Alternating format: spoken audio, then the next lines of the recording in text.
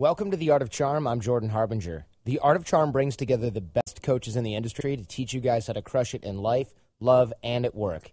Imagine having a mix of experienced mentors teaching you their expertise, packing decades of research, testing, and tough lessons into a concise curriculum.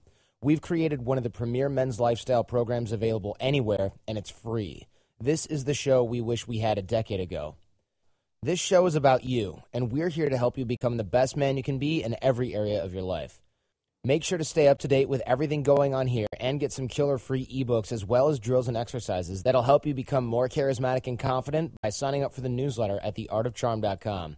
If you're new to the show but you want to know more about what we teach here at The Art of Charm, listen to the Toolbox at theartofcharmpodcast.com/toolbox. That's where you'll get the fundamentals of dating and attraction, such as body language, eye contact, vocal tonality, all that stuff that's more important than you might think. We've got boot camps running every single month here in California. Details at theartofcharm.com, and I'm looking forward to meeting all of you guys here at The Art of Charm. Enjoy. Today we're going to be talking about video game addiction. Of course, my first question was, is video game addiction real? We're also going to see how it looks at its worst, how to get over video game addiction, and some practical tips for doing so, how to make up for that lost time as best you can, and how to surround yourself by people that matter, which is one of the key ingredients or factors in getting over and recovering from video game addiction. We're also going to talk about reverse engineering, a framework for getting where you want to be with the addiction, and give you some practical tips on getting yourself out of the hole if you find yourself in it, or helping other people, loved ones, friends, and family who might be in there as well. So enjoy. I'm here with my friend Cam Adair, and it's interesting because you listened to the show way back in the day, but I recently saw that you had a TEDx talk about being addicted to video games, and my first thought was, all right, is that a thing? I mean, can you actually be addicted to video games? Because, I've been quote-unquote addicted to video games, and I'm like, I played this nonstop, and I went, oh, man, I'm wasting a lot of my time, and I put it away. And it wasn't like I didn't wake up the next day like, where's my Xbox? I just lost interest in it after I unplugged it, and that was the end of it. But I mean, tell me about what it means to you. What did your addiction look like? Because I'm skeptical. Absolutely, and I think everybody is. The DSM-5, which is kind of the Bible of addictions, just came out with their new edition, the 5th edition, and in it they actually acknowledged for the first time that internet addiction and gaming addiction need to be researched more. And we're beginning to see more and more of this coming about. So in my experience, addiction to me relates to, does it have a negative impact on your life? And that's really what I try and focus on. And for me, I dropped out of high school. I stopped going to work. I pretended to have jobs at different points. And I was just deceiving all the people around me just so I could play more. Not even necessarily because I didn't want to do work or go to school, but I just really just wanted to play games that much. Through The Art of Charm, we get guys who are from all walks of life, and I remember one guy in particular, which is so unusual. I mean, some guys are like, yeah, I spend time playing video games on the weekends, and it's something they'll do to avoid social contact and under the guise of a hobby. This is where I sort of acknowledge that video game addiction is a thing when I remembered him, because he said that he played, I think it was World of Warcraft or something like that, for 8 years. And in that time, he barely held a job. He didn't get promoted because he was just he was mailing it in, doing the very minimal amount of work to not get fired, essentially. And he was a senior person, but everybody under him had been getting promoted over him because he didn't work extra hours and he wasn't an all-star by any stretch. And he also said that he'd skipped a lot of family events and he hadn't been dating and he really didn't have any friends that were offline, which to me is really sad because he had thrown his life away. I'm sure it started out as social anxiety. Video games became a way to kill time instead of socializing. But then, 8 years later, he kind of woke up and went, what the hell am I doing? I'm going to die like this.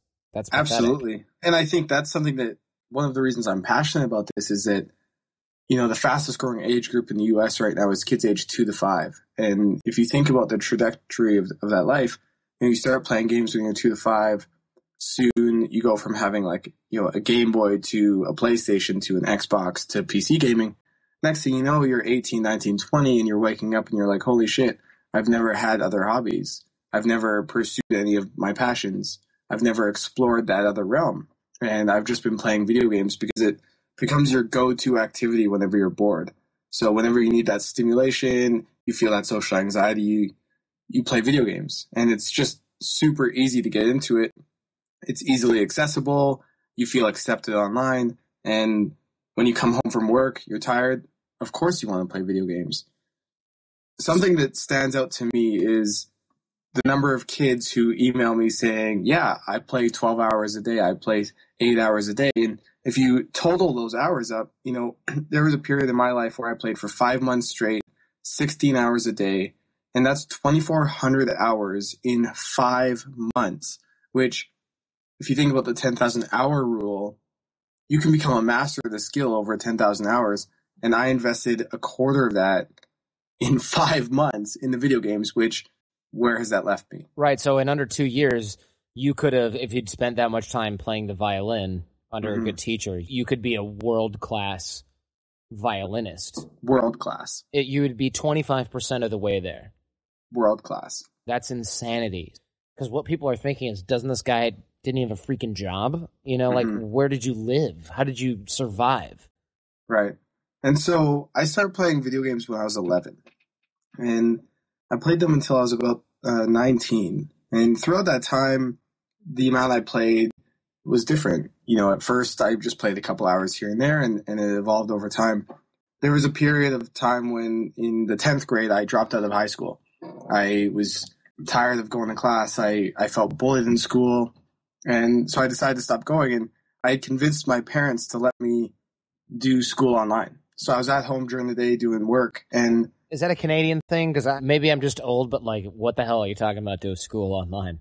Yeah, you can do correspondence, right? So you can do your high school actually over the internet. Oh, and so I had convinced my parents to let me do that. And, they worked during the day, so I was at home. And I think it was within the first day, I was sitting at my kitchen table trying to do work, and I felt bored. And I was like, maybe I should just go play a game. I'll go play one game. It'll be a quick break. And within about 30 seconds of sitting down to play StarCraft was the game at the time, I realized that this was so much more awesome than doing schoolwork. And the next year, I basically just played video games at home all day. Now, something I forgot to mention actually in my talk, the TEDx talk, was, why didn't my parents just take the games away? Yeah, dude. That was one of my key questions is what kind of parents, no offense, I don't know your parents, I know you, you're a nice kid, so all's well that ends well, but what the fuck, man? Why weren't they like, yo, you are not doing this. You're going back to school. This isn't working. This thing's going in the closet. I mean, they just didn't have control over you. Were they absent? I mean, what happened there? So I'm super fortunate that I actually have amazing parents. And one of the things I realized very early on in life is your parents don't nearly have as much control over you as you assume. Now, there is a level where your parents can go and be like, you know what? Yeah, you're not playing and that's it and period, right? But my parents tried that, but it killed the relationship that we had. I'd stop talking to them. I'd run away from home. I'd stop going to school. And so I would always lash out. And it got to a point where it just wasn't worth it for them. Maybe I wasn't going to school or I was pretending to have jobs. And that seems a bit extreme, but it was better than not having a relationship with me. And it was better than losing their son, right? Which was where it was going as we fought more, as I stopped coming home and was running away and staying with friends. So at some point, my parents just had to decide that they'd rather have a relationship with me. They'd rather know that I was safe and kind of work with me moving forward instead of having me lash out and not being able to predict what would actually happen. Right, so it's kind of like your kid's doing drugs and then you can't do anything about it, but rather than hear that phone call, I watched these specials on National Geographic like every other nerd, right? And it's they interview the parents of these meth addicts and other drugs, and they're like, the best nights were the nights where we got a call and heard that he was in jail because at least we knew he wasn't dead. And it's oh my God, that's the worst. So they were kind of doing the same thing with you, right? Okay, he's at home, he's wasting time playing video games, but at least he's not out on the streets, doing something even worse.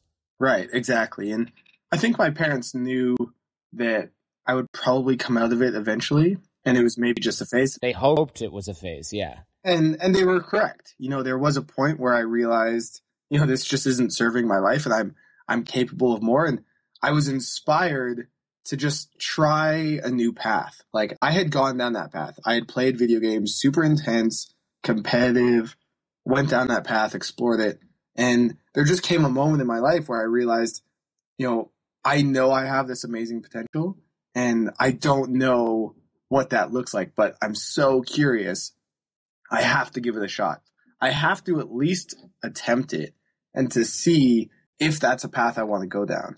And so I did, and I'm super happy that I did that. Yeah, I mean, it seems like something that you've got to get out of your system, I guess, at the worst of it. But on the other hand, what happened? I mean, were you at home playing video games and your parents were just like, hey, man, dinner time, and you'd wolf down some food and run back to the console? I mean, how did this work? How did this look? Yeah, so there was a lot of me eating food in front of my computer. I get emails from parents often about this exact thing where they're like, I can't get my kid to come and eat dinner with us. And so it's a lot of that. I wouldn't eat dinner. I have a brother who is competitive in luge. My sister was a competitive swimmer. My father works a lot. My mom was a stay-at-home mom. There was a lot of responsibility to go around. So I was at home a lot. And I would just kind of be in my room, refuse to do chores. And anytime they tried to get me to do something, it was a big argument. Right. So for me to do chores, big argument.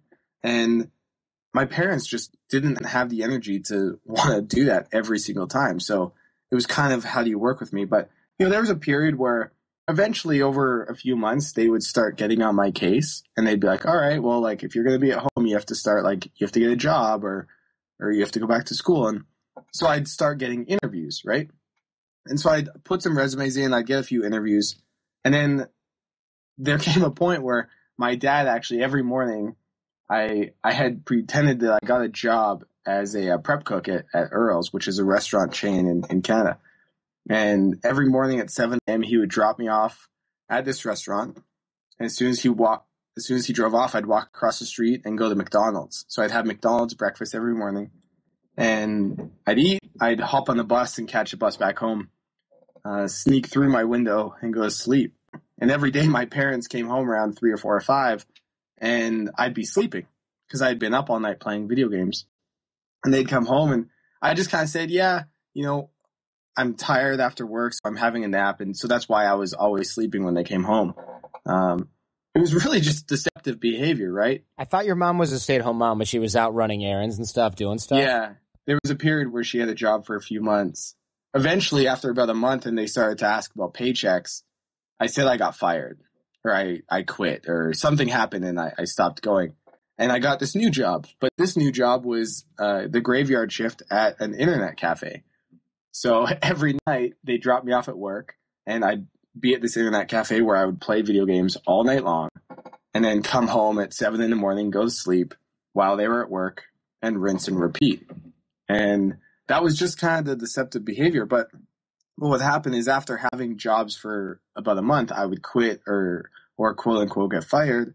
And that would buy me a few more months where like my parents weren't on my back. So anytime they kind of got on my back, I would do something to try and get them off of it. And over time, that just continued to progress. And that wore away your relationship with your parents even more. Hey guys, I want to take a quick break for a second here. You've heard me talk a lot about taking you to the next level in life, at work, and in your relationships.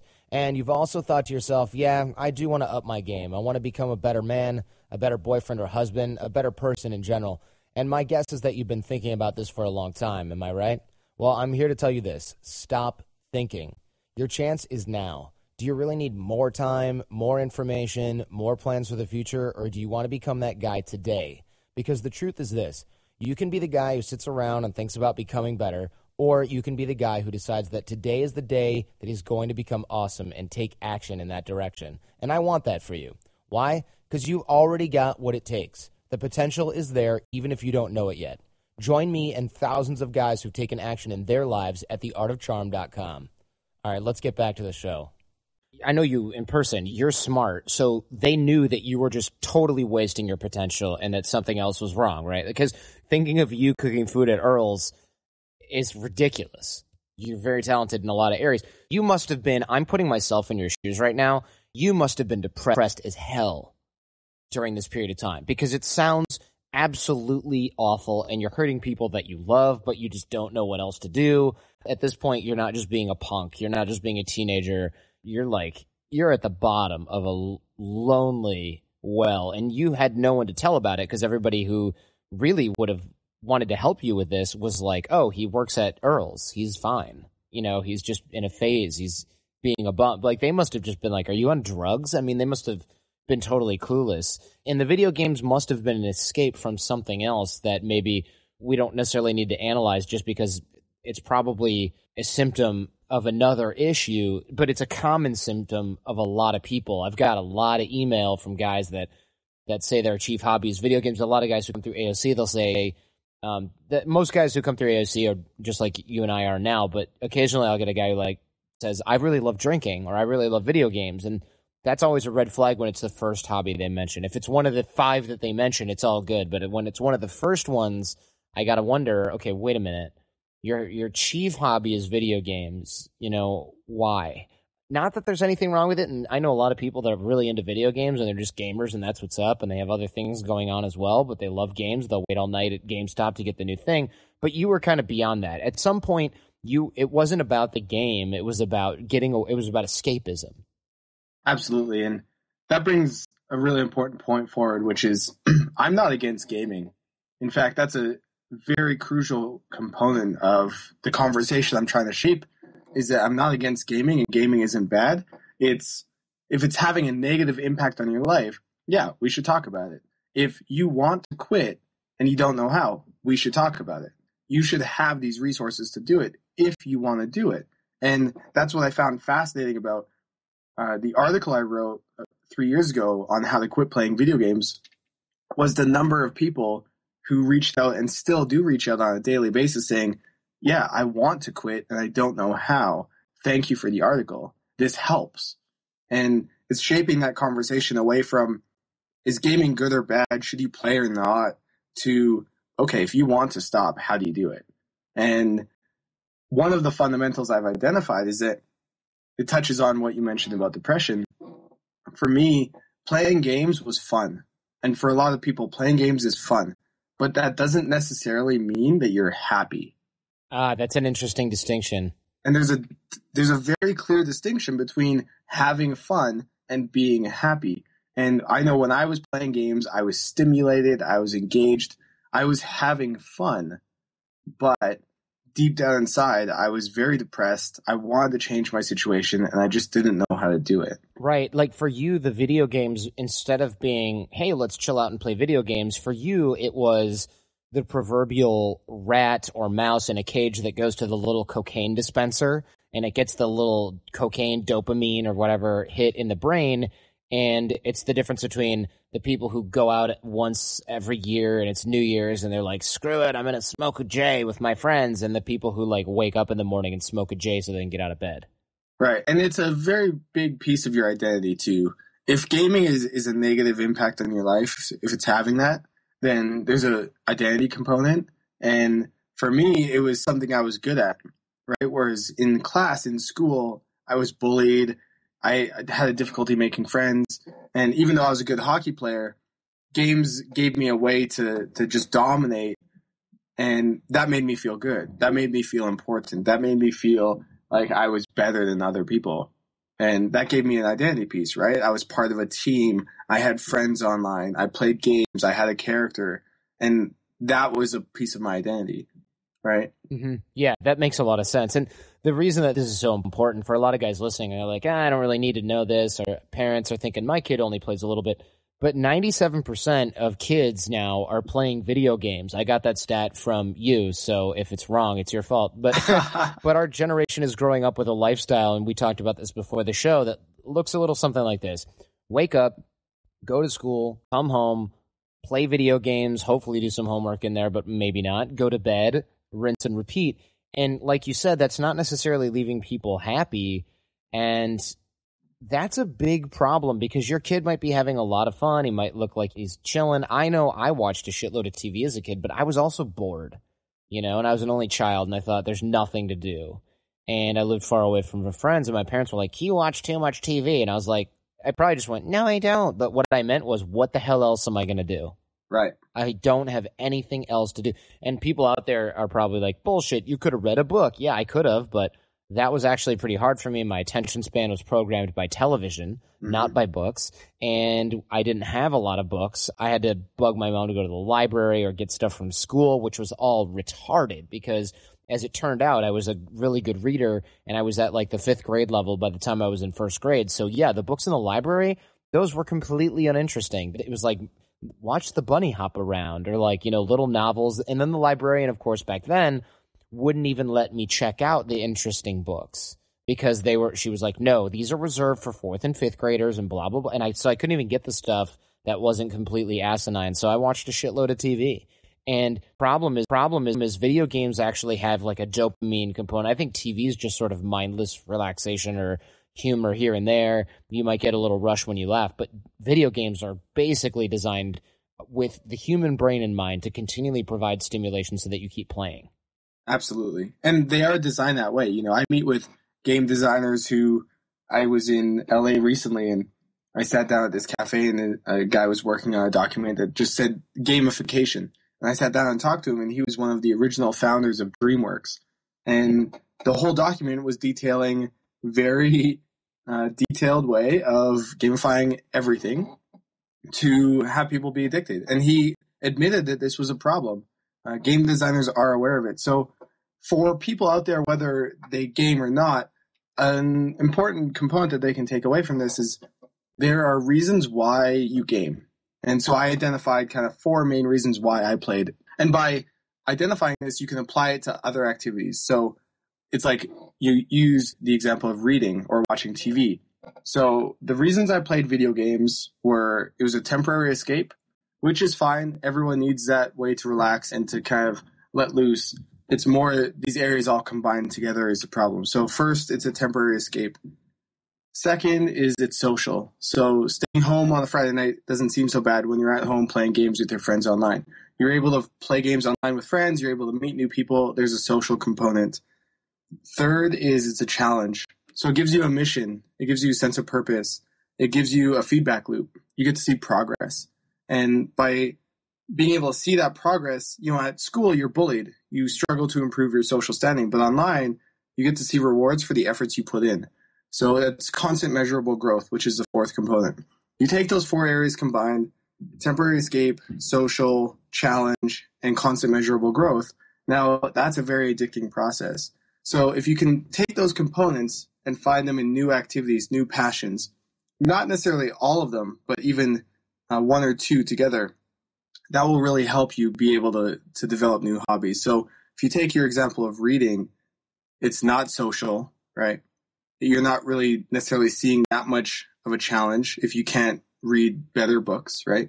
Mm-hmm. And so a better way of maybe doing it is starting a book club, challenging yourself with different books, new ways of thinking, and like identifying some sort of progress, like where are you actually going?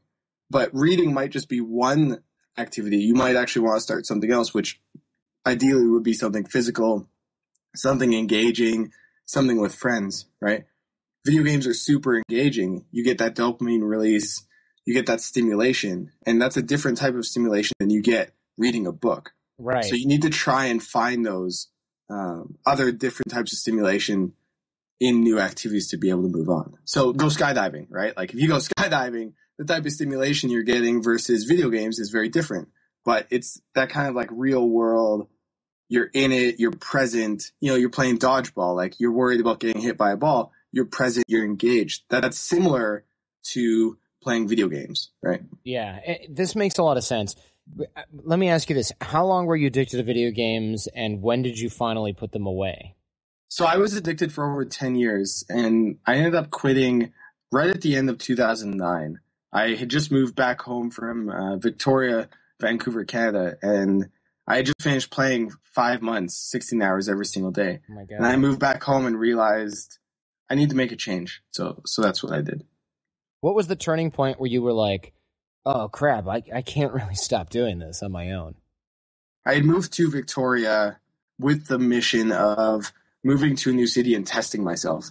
And testing, can I make new friends? Can I be social? Can I develop a new lifestyle? And I that exact reason. And as soon as I got there, my roommate asked me to play video games, and we played. And 5 months later, I was playing still for 16 hours a day. And I was so depressed. I was so down on myself because I had failed why I went. I had failed why I moved to a new city. And that was just, I need to explore a new path. I need to see, can I actually make something of myself? Can I stop just playing video games, killing time, wasting my years, and actually go after the things I want to do? Moving forward, I will regret not at least trying and not at least attempting that. And so I did. I quit and moved forward. Did you quit cold turkey? Was there a process? Did you get help? I mean, how did that happen? Because a lot of people can't just put them down and forget about it, right? Otherwise, it wouldn't really be that tough of an addiction. So I quit cold turkey, and not everyone can do it. That's how I did it. That's really the only way that I think I can do things like that. Now, I replaced it with new activities. So I actually started going out 7 nights a week, and I did that for 3 years, which in a lot of ways is just as insane as playing video games. Definitely, right? Yeah. It's just as insane. However, one good component about it was that by going out, I was working on my social skills. I was working on my personal development, which inspired me more to improve the rest of my life. And that moved me in a way of finding balance, right? That's a core component of personal balance. And so even though I went out a lot and that was really extreme, it brought me closer to the center and closer to, being the type of person I actually wanted to. So you quit cold turkey. Maybe not everyone can do that, and that's fine. We can address that in a little bit. But do you play video games at all now? Do you ever pick them up and just sort of muddle around? Or are you like, is it like meth where you're just like, nope, not touching the stuff?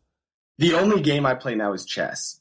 And chess for me fulfills a competitive angle. So I'm a very competitive person. And I found when I wasn't playing video games, I was being super competitive with my friends, which didn't always lead to the best relationships. There's a healthy level of competitiveness, but sometimes it got too far. So I play chess now. It's a way that I can kind of like get that gaming fix without going too deep into it. Because chess is super engaging. So after 30 minutes of playing, my mind is exhausted and I have to stop. Yeah, that's good. And even then, there's an end to the games as opposed to, oh, I'm just going to do the whole thing again faster or whatever. Yeah, I play time control, so I play no game will be more than 10 minutes. And after 2 or 3 games, I'm looking for something new to do. So it's really good as a break, and that's it. All right, let's take a quick time out for a sec. Some people think the Art of Charm boot camps and programs are just about picking up girls. And honestly, there's some of that. 1 week with us, and you'll be rocking out in that department, I promise. But as a guy, I know it is to be awesome and well-rounded, and not just awesome with girls. Awesome at work, awesome at home, awesome with your friends and family. Guys really need to step it up everywhere. And that's why we call our company The Art of Charm. That special something that gets you results wherever you go. And trust me, the results are real. Every day I get new emails and calls from the guys who decided to take our boot camp, and what I hear is simply amazing. Just weeks after graduating, they land a promotion, they form a new wolf pack, start a new business, or even find a partner. They have a new life, and it's not an accident. Find out why at theartofcharm.com. All right, let's get back to the good stuff. How do I start to quit? If I'm super into video games, if I just, I'm listening to this podcast on the bus on the way home from McDonald's after having breakfast because my dad dropped me off for the job that I don't have, how am I going to come to the realization that I need to quit? And then how do I actually do it? Because that's scary for a lot of guys. Yeah, I need to quit. How the hell do I do it? I mean, what do I do? Check into a friggin' rehab center for video games? Come on. So those do exist, by the way. But once you know that you want to quit, which is really just being honest with yourself, right? Holding yourself accountable. Is this having a positive influence on your life or not? Is this holding you back from wanting to do the things that you actually want to do? If those answers are yes, then yeah, maybe dialing it back for a period of time is a positive experience. So I really do recommend just quitting cold turkey, but you can't just quit and not expect it to be a bit difficult. If you're going to quit, this is going to be a period of time that you're going to miss it. You're going to miss that thing. You're going to dream about it, think about it. That's okay. So just understand that first. But most importantly, like whether you quit cold turkey or not, you need to find new activities that fulfill the areas of why you play. Ideally, they're physical. Ideally, they get you out of the house. If you're not in your house, it's hard to play video games. When I quit, I stayed out of my house as much as possible. I also would turn the TV off if there was a commercial about video games.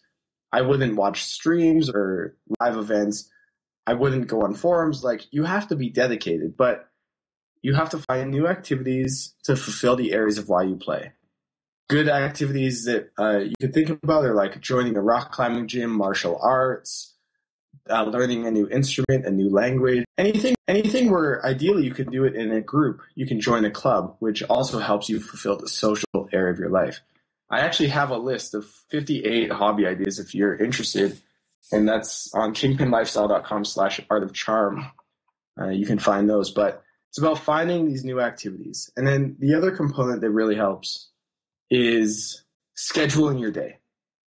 So by understanding the time that you have, then you can be more productive with how you allocate it. Schedule your day, even if that's hour by hour, 30 minutes by 30 minutes. Understand what you're spending your time on next. Because what you need to avoid is that feeling of, fuck, I'm bored. What do I do? Because that's automatically your go-to habit is going to be, I'm bored, I want to play games. So you need to try and prepare for that so it doesn't happen. So you're not bored. And when you are bored, what are you going to do instead? So also decide that. Okay, so you need like an action plan. You can't just wing this. Because you're going to have withdrawal. You need something to replace it. It's kind of like, I went to an AA meeting with a friend of mine because they have really awesome speakers at a lot of these things. I went to an AA meeting in LA and everybody smoked cigarettes. Everybody. And I thought to myself, okay, well, that sort of makes sense because if you're drinking in the morning and stuff like that, like hardcore alcoholic, it's probably, one, it's a habit that goes hand in hand, but also it's sort of whenever you would think, man, I need to get a hit of something to sustain my addiction, that cigarette is there, as well. Absolutely. And it's not illegal, and it's technically not ruining every aspect of your life, aside from your health, which is a price you pay later, right? So, absolutely. You want to think about who you're hanging out with, right? Like, your environment shapes your reality. So if you're playing video games, there's a very high chance that a lot of your friends play video games, and you're going to need to find some new friends. That doesn't mean you have to cut out all your old friends. It just means instead of going over to their house to hang out, you go to a restaurant, you go to a movie, you go somewhere where video games aren't, and you're assertive about that. But you need to find new friends, and using activities that involve social clubs or are social is a really good way of doing that because you already have something in common. Join a salsa class. It's super easy to meet people. It's easy to meet girls and guys. You can go salsa dancing. You can build a new environment. You can build a new community that's different than your old one. It's like trying to quit drinking and staying friends with all people who like to party. I mean, you're just not setting yourself up for success. And if you're serious about changing this and moving your life forward, you have to set yourself up for success. Yeah, that makes a lot of sense. I know on your site you've got a plan of action to get people off of this, right? There's like essentially a method that people can do sort of step by step, because I would imagine otherwise, if you don't have a starting point, again, it's just easier for them to go, I'll do it later. And then 5 months later, you wake up in a pile of pizza boxes having beaten Super Mario 2 15 times in a row or whatever, that you're playing. Absolutely. And so there's an article online. You can find it in Google by typing how to quit playing video games forever. All right, we'll link that in the show notes as well. Absolutely. And that's a really good start. It'll detail a lot more of the story and the action steps. And then there's actually over 1,100 comments from other people, all between the ages of, as young as 10 up to, 50 plus. And these are people sharing their stories, their experiences, and what's helped them move on. and what hasn't. And you can read through those comments and you can get a lot of really good advice in there as well. Now, what about the time that you lost playing video games? Do you feel like you're behind at all, having spent so much time playing video games? You spent a lot of time not developing any skills or relationships. Mm-hmm. Yeah, it would have been great if I could have put that time into learning how to program or really anything. But I think a key idea to consider when you're quitting video games is you have to deal with regret. So what happens when you regret? Do you regret the fact that you just spent a ridiculous number of hours on something that isn't really going to take you somewhere? Do you regret that? In my opinion, you just have to accept it. You have to accept that this chapter of your life is done. And this chapter of your life was great. It was fun. You had a great time. You learned a lot, but it's over. And now you're moving into a new chapter and you're closing that old one. And this new chapter is one that just doesn't involve video games. It involves you pursuing your dreams. It involves you being passionate about the activities you're doing. It's not that video games were bad. It's not that you didn't have fun. Just you're closing that chapter and you're moving on to a new one. And that's okay. You can give yourself permission to feel that way. And it doesn't have to come from a place of, man, I just wasted 10 years of my life. I'm behind. I'm never going to catch up and I'm never going to make something of myself, because that's the opposite of what's going to empower you to actually get to where you want to be. No, I can definitely understand that. I mean, the best time to quit playing video games was 10 years ago, and the second best time is right now, if you've been playing for 10 years. What about, did you learn anything from your addiction? Did you learn anything from video games other than, holy crap, these are addicting, try not to do that? You know what I mean? Is there anything that came out of it? Did you develop anything? I mean, what did you get out of it other than a way to help other people get out of the hole?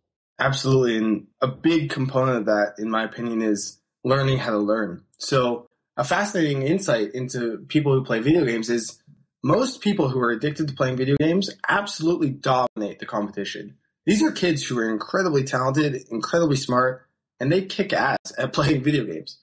So it's taking a step back and looking at, okay, on day one, I started playing this video game. I sucked at it, right? You start playing a new video game, I'm sure you've picked up a new video game, Jordan, and just got annihilated for the first few months. Yeah. And over time you get better. And so what allowed you to get better? What ways of approaching it did you have that allowed you to improve? And so there's a few of them for video games in my experience. One, I studied. I watched people who were better than me. I watched their live streams. I watched their tutorials. I learned that way. I studied, right? Another way was I played a lot, and I played consistently a lot. So I put in the work, right? I took action. I was putting effort in. I also reviewed my games, right? So I took the time after I played a game to review it, to see what I could have done better. I also surrounded myself by community. I surrounded myself by people who were better than me, who taught me their tricks, who taught me how to play better. And so if you look at those 4 different areas, I mean, you apply any of those concepts or all of them together to anything you want to learn, and you can learn it, and you can learn it really well. Okay, that makes sense. So there's a meta-learning element, but I guess probably not necessarily a reason to start playing video games. Just shows you that people who have those addictions are generally talented. There's just nothing that they've been able to find other than video games where they can apply it and really feel like they're in the zone. And maybe they were never given that opportunity, right? Sure. I'm super passionate about the fact that we're having kids so young playing video games now, because they're not given these opportunities to find new activities. I started DJing. That's kind of my big passion now.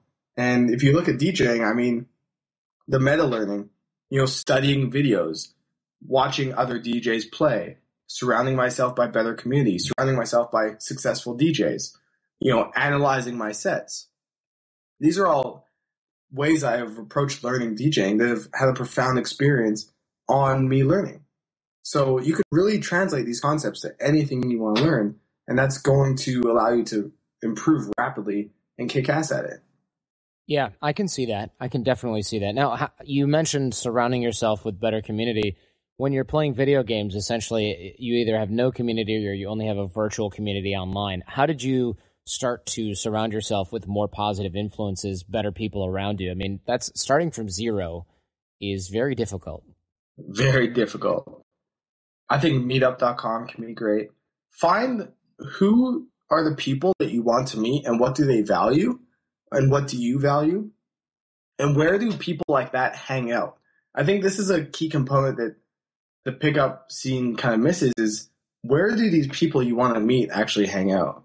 So if I like traveling and blogging and marketing and being a positive difference in these different components, these different values, where does someone like that hang out? And, just off the top of your head, you could think like, okay, yoga might be a good idea.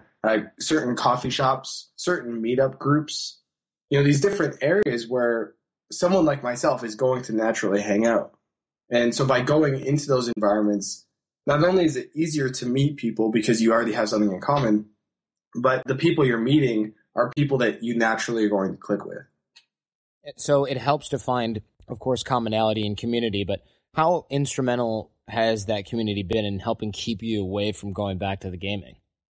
It's been huge because being around people who inspire me on a daily basis and support me and encourage me to go after the things I want to go after, that gives me a huge source of purpose and a huge source of motivation to continue to go after it every day. So they've given me permission to have that vision. And I've also learned a lot from how they approach their lives and how I can kind of translate that to mine. So community has been huge. And I've gone as far as moving to a new country, moving to the States for that exact reason. Traveling for the last 6 months to meet new people. That's how I met you. And that's been a huge focus of my life in the past kind of 2-3 years. Yeah, it makes a lot of sense as well, because otherwise you are going to have to do all of this on your own. And if you're listening right now and you're wondering, oh my God, I don't have this skill set to make new friends, it's going to be really hard, you're in the right place. Essentially, the Art of Charm podcast is a great resource for guys that want to kick things off. And as far as the way we started talking, you actually listened to the show as well, and it was one of the things that helped you get that skill set, which I think is really important and powerful. Absolutely. Thanks so much, man. Really appreciate it. There's been a lot here, and I know it's a mouthful. Time flies, and I know a lot of guys are wondering how they can get over their video game addiction, or they know somebody with a video game addiction. And if you go to the show notes, guys, we're going to have a link to Cam's website that will have a lot of info, including that article on how to quit and escape video game addiction. There's so much that goes into this. It's so interesting because I never thought of this as a thing. I always thought it was just something that like nerdy guys were really into, and I didn't really see it going downhill so quickly for so many people. I didn't know it was an epidemic, I guess, to put a dramatic twist on it. Absolutely. And, just a quick stat, 97% of youth play video games, which equates to something like 86 million kids in the U.S. alone, which they say 1 out of 11 would be addicted. And if you run those numbers, I mean, those are a lot of kids. And it's growing. It's growing. Like, this is a problem that we're only beginning to realize. And moving forward, I mean, with the easier access to gaming, this is just becoming to be a bigger and bigger problem. So yeah, I mean, now you can't get your kids. Before, our parents could just take Nintendo away and put it in the closet, and we were SOL, man. We were out of luck. Now you'd have to take away the computer, the email, the phone, the video games console they have in their house, and then you'd probably have to keep them away from every other kid their age that has all of that same stuff. Absolutely. So we need to get ahead of this and start teaching people these skills, like social skills, like the Art of Charm is doing, and really helping people understand, how do you meet people? How do you surround yourself by better people? How do you go after your dreams? How do you develop these passions? And how do you live your life the way that you want? And can you? And should you? And absolutely you can and you should. Excellent. Thanks so much, Cam Adair. And again, we will have your link up in the show notes for guys, as well as your TED Talk, which was really good on helping escape video game addiction. Thanks so much, man. Thanks for having me, man. All right, show feedback and guest suggestions. We rely on you guys to help keep our finger on the pulse. So if you know someone who's a good fit for the show, let us know at jordanh@theartofcharm.com. Boot camp details for our live programs also at theartofcharm.com, and that's where you're going to find links to us on Twitter, Facebook, and other social media as well. If you're listening to this but you're not subscribed in iTunes or Stitcher or something like that, then that needs to change. Getting our shows delivered free to your phone or computer is the best way to make sure you don't miss a thing. You can do that by going to iTunes and searching for the Art of Charm podcast, or by going to theartofcharm.com/iTunes and clicking subscribe. That's really it. And you guys can help us. Subscribe in iTunes and give us a 5-star rating. Write something nice, and we will love you forever. Just go to itunes.com/theartofcharm, and it'll take you right there. When you write us a review, it not only makes us feel proud, but it helps keep us up in the ranks so that other people who can use this information can find the show more easily to get the credible advice that they need. It's also the best way to support the show other than purchasing products and training from us. So tell your friends, because the greatest compliment you can give us is a referral to someone else, either in person or shared on the web. Now have a great week. Go out there and get social and leave everything better than you found it.